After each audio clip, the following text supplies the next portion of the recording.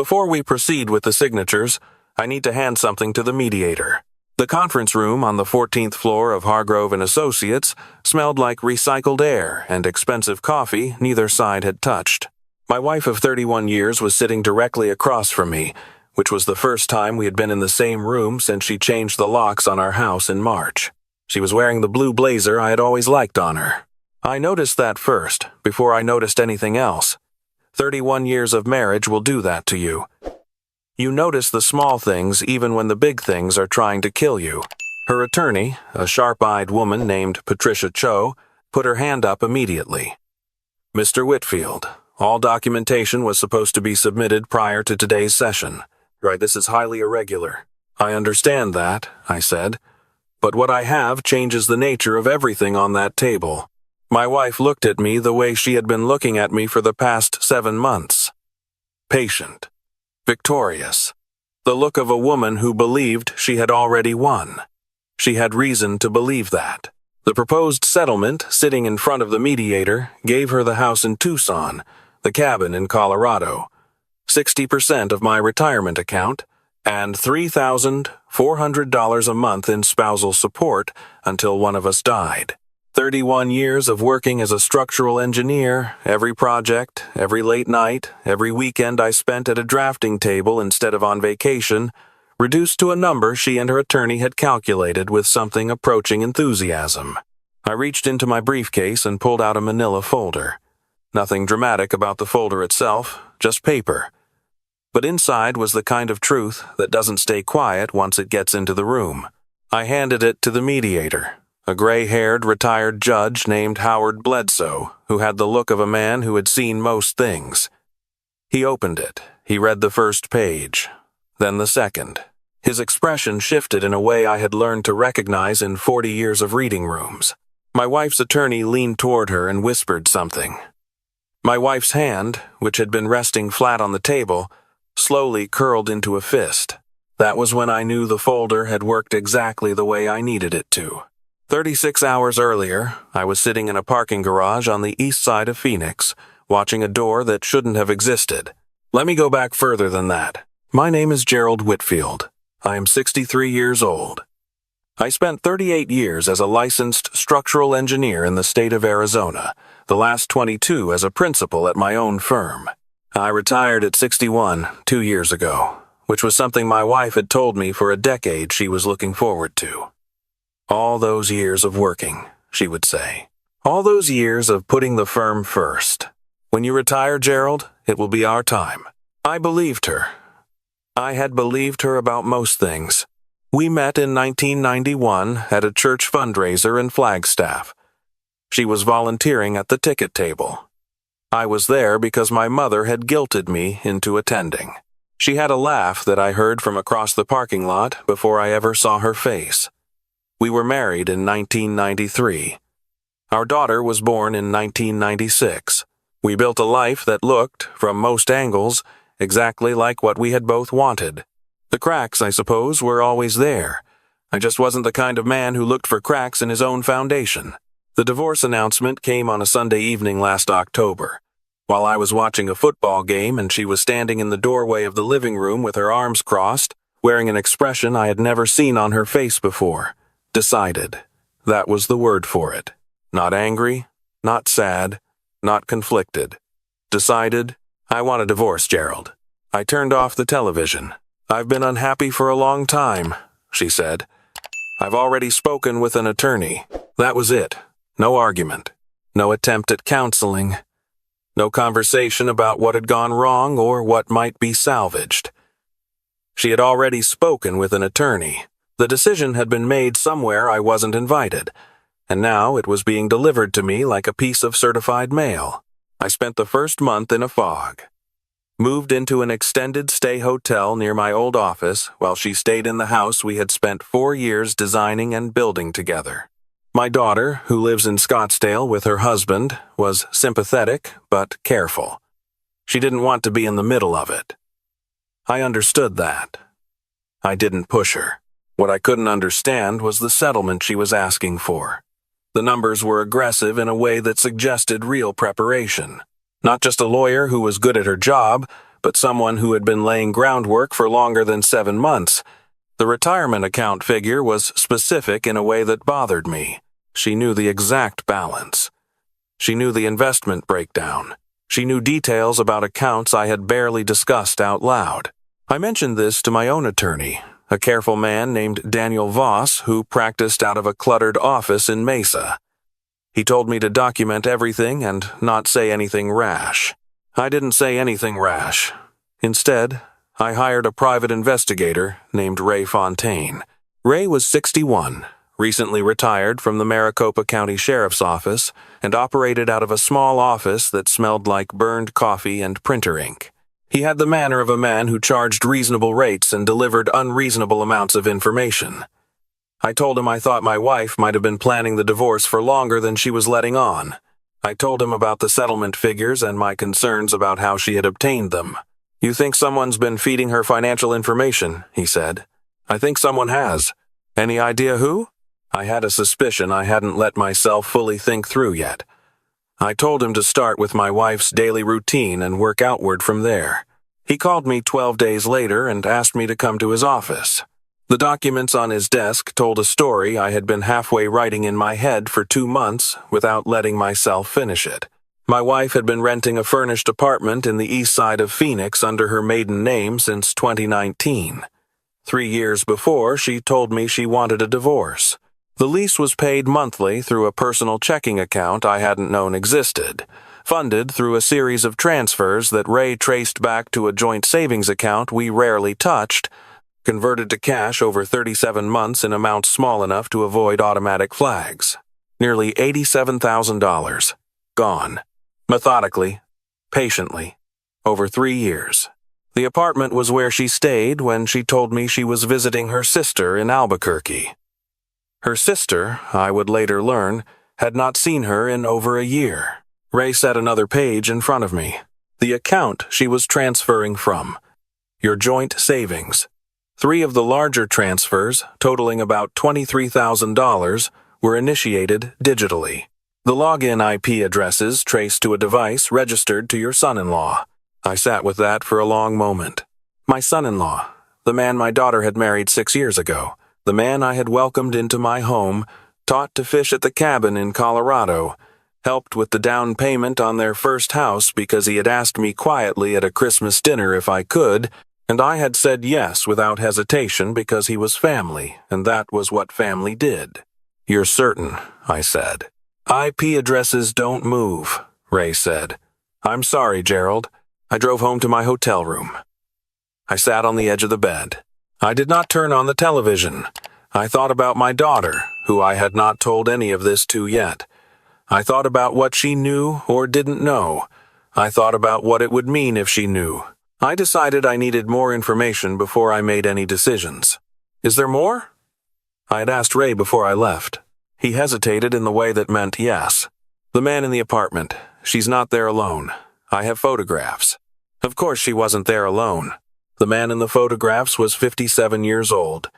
He had been a contractor on 2 projects my firm completed between 2016 and 2018. We had shaken hands at job sites. I had introduced him to my wife at a firm dinner in 2017. I remembered thinking he was good at his job. I remembered thinking my wife had seemed engaged in conversation with him that evening, the way she got when she found someone interesting.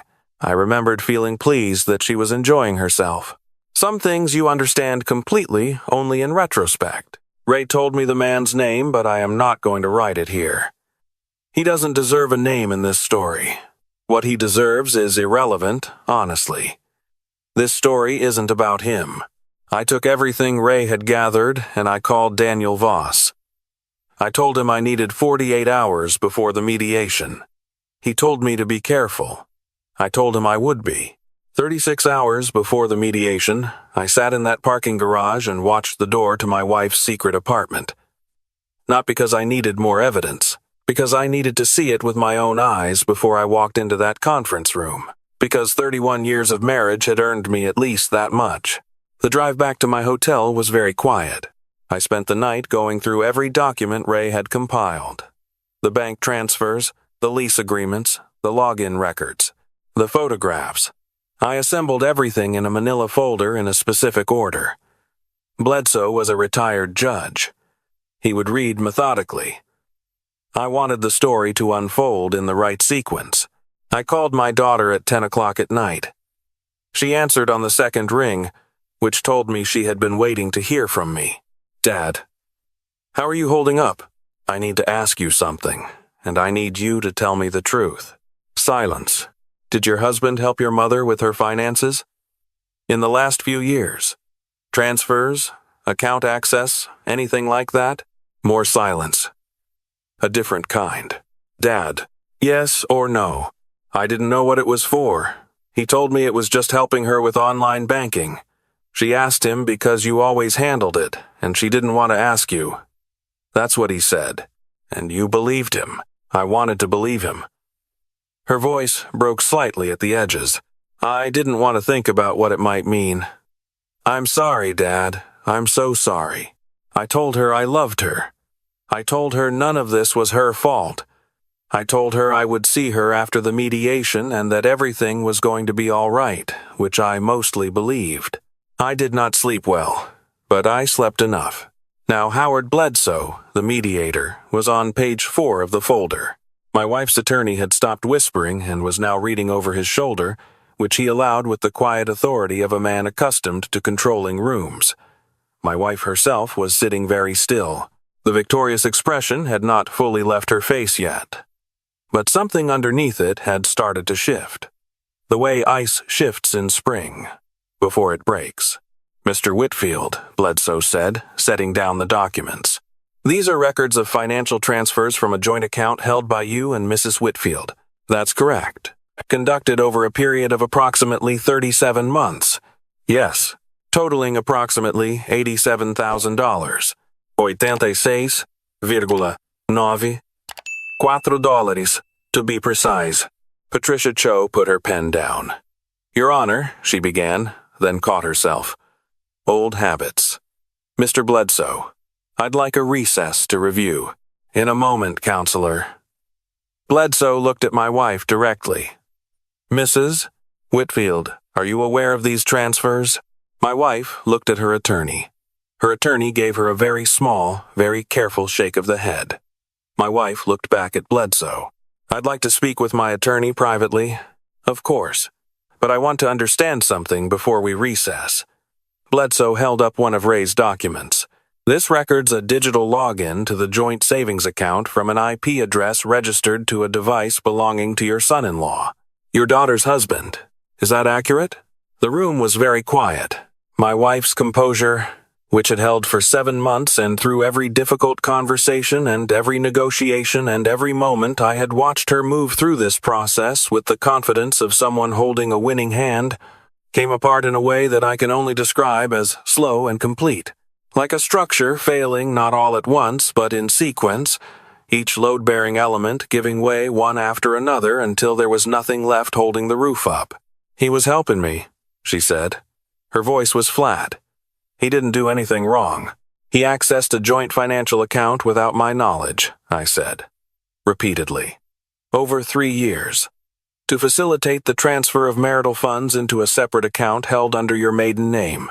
That's not helping. That has a different word. You don't understand. What I understand is that while you were telling me you were unhappy and that you wanted our retirement years to be different, you were building a separate life in Phoenix. For 3 years. A life I paid for out of savings I thought we were both contributing to for our future. Gerald, I'm not finished." I kept my voice level. I had practiced being level. "The proposed settlement on this table asks for 60% of my retirement account. The retirement account you've been quietly raiding for 37 months. It asks for the house we built together, which is currently worth $890,000. It asks for $3,400 a month in spousal support. And it was built on financial information that someone accessed without my consent." Patricia Cho was on her feet. "Mr. Bledsoe, I need a recess immediately.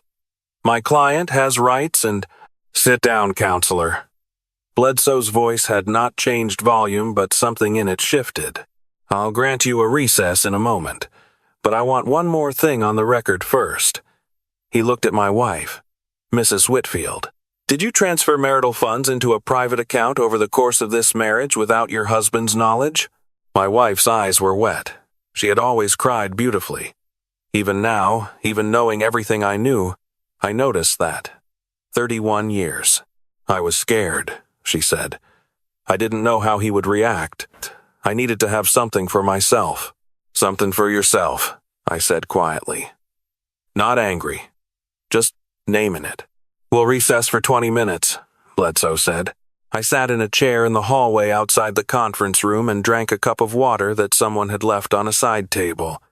My attorney, Daniel, sat beside me. He was quiet for a while. That went about as well as it could have, he finally said. The settlement is gone. The settlement they proposed is gone. We'll negotiate something new.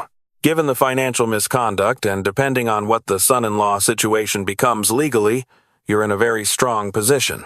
I don't want a strong position, I said. I want what's fair. Daniel looked at me the way attorneys look at clients who say things like that. Cautious. A little tired. Gerald, she took $87,000 and was asking for another $900,000 over the course of the support payments. Define fair. I thought about it. The house can be sold. Split the equity down the middle. My retirement stays mine. No spousal support, given the circumstances, and the cabin in Colorado I keep. My father built that cabin. She'll fight the cabin. Let her. They came back from recess 20 minutes later. Patricia Cho had the look of an attorney who had spent 20 minutes receiving information she wished she didn't have and was now working out how to respond professionally. My wife had reapplied something to her face. She looked composed again, but it was the kind of composure you can see the effort of. The negotiation took 2 hours. My wife did not get the house outright. It would be sold, equity split. She did not get my retirement account. She did not get spousal support.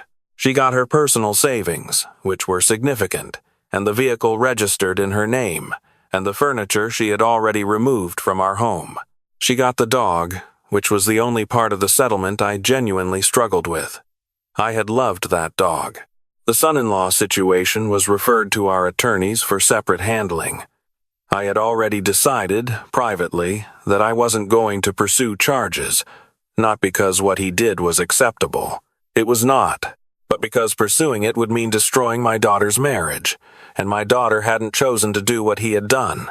She had made the mistake of loving someone who made a bad choice for the wrong reasons, and I wasn't going to be the instrument of her suffering.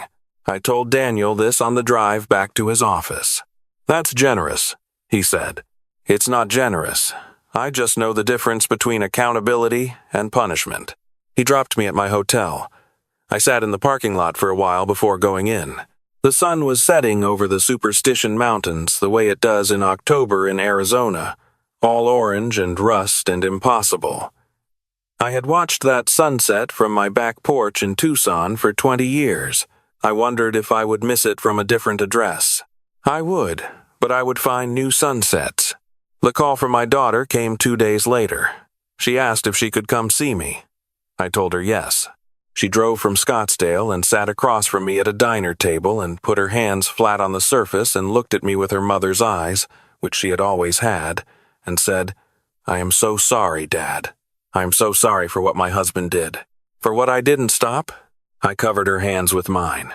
She was 47 years old, and she looked like she was 12 years old, and she needed me to say something that would make this bearable. "You didn't do anything wrong," I said. I suspected something wasn't right. I should have asked more questions. Wanting to believe the people you love isn't a character flaw. That's just what loving people looks like. She cried for a while. I let her. The waitress came twice and went away twice without taking our order, which I appreciated. "Are you going to be okay?" she finally asked. "I'm going to be okay. Not right away. But, eventually." "What about Mom?" I thought about how to answer that. "Your mother made choices. She's going to have to live with them. That's not my problem to solve anymore." She called me. "She wants me to talk to you." "I know she does." I told her I needed some time. "That's exactly right," I said. "Take whatever time you need." My son-in-law called me once, 3 weeks after the mediation. He said he was sorry, that he had convinced himself he was protecting his wife, that he knew it wasn't right but that he hadn't known how to say no. I listened to the whole apology. When he was finished, I said, "I'm not going to pursue what you did legally, but I need you to understand something. My daughter loves you. She trusts you. If you ever give her a reason to feel the way I felt when I found out what you'd done, we will have a very different conversation." He said he understood. He sounded like a man who had genuinely scared himself. I don't know yet if he deserved that mercy. I won't know for a while. But I know my daughter needs her marriage to have the chance to survive this, and removing that chance wasn't something I was willing to do to her. Some decisions about forgiveness aren't really about the person you're forgiving. They're about the people standing behind them. I moved into a smaller house in Tempe 6 months after the mediation. 2 bedrooms, a back porch, a yard I can manage without help. Nothing fancy. Clean and mine. My daughter helped me unpack. We spent an afternoon arguing about which wall the couch should face, which is exactly the kind of argument I needed to have. The dog situation resolved itself when my wife moved into the Phoenix apartment full-time and determined that a 40-pound Australian Shepherd was incompatible with apartment life. She called me in February, 9 months after everything, and asked if I would take him. I said yes before she finished the question. He's asleep at my feet right now as I write this. His name is Ranger. He doesn't know anything about mediation or IP addresses or manila folders. He just knows that when I come through the door, he should run to me, and that when I sit down, there should be a dog near my feet. He is very good at his job.